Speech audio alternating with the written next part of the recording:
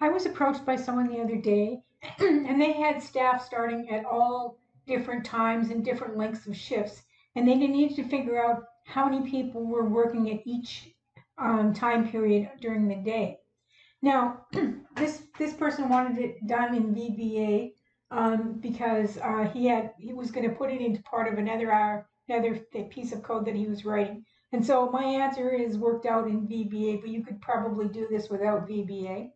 So what I have, we have the start time or the end time, and then we have the length of each shift. And then down this here, we have the number of people starting the shift. And so what I'm going to do is I'm going to go to my macros and I'm going to go how many people, and I'm going to run this. And there you see you have the number of people that are working at each of these particular times.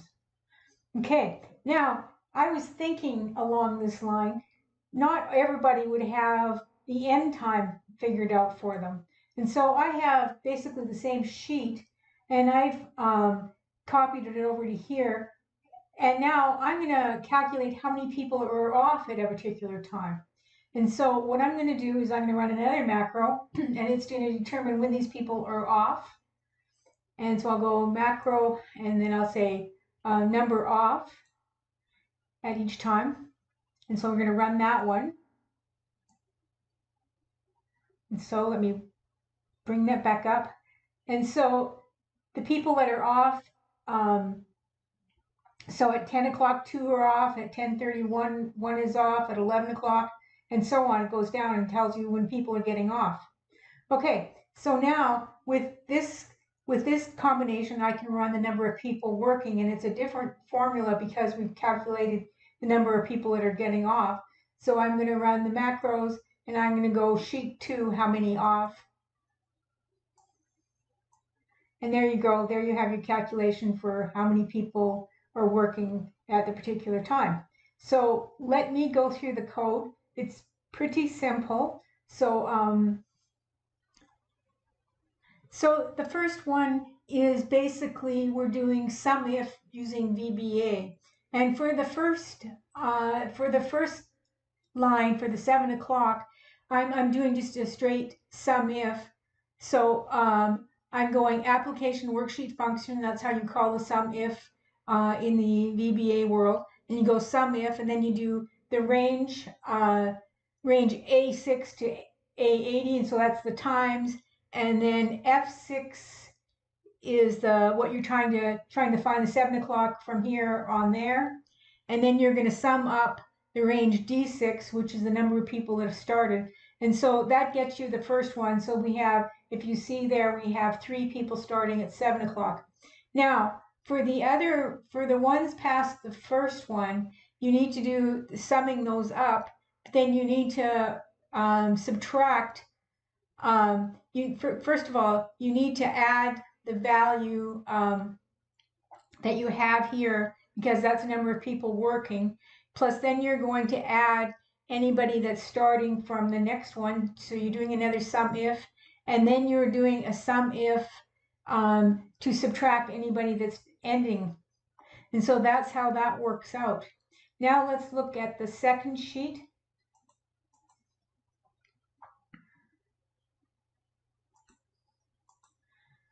And so the number of off is a little more tricky. You go R to 3 to R80, and then what you're going to do is you're going to go, if this cell where the people starting is empty, then you go on to the next one, which is fine. And then it goes on to the next one, and then it tells you that A is your time, B is the number of hours, and C is the number of people.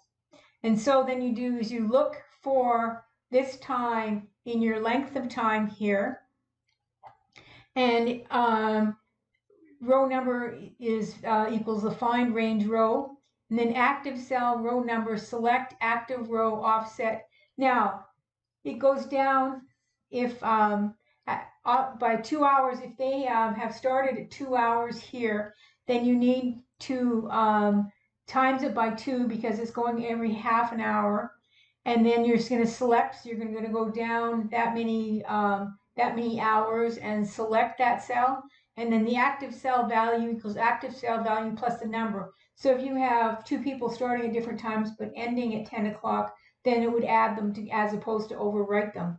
And then when you're done, you go to ND and you go to the next row. So when you go to calculate the number from the second sheet here, then it's very similar to the first sheet, except for instead of doing 2 SumIfs, you do a minus cell R4, which is where you've calculated the number that are going off. So I will, of course, include all this code in the description of my video. Please subscribe.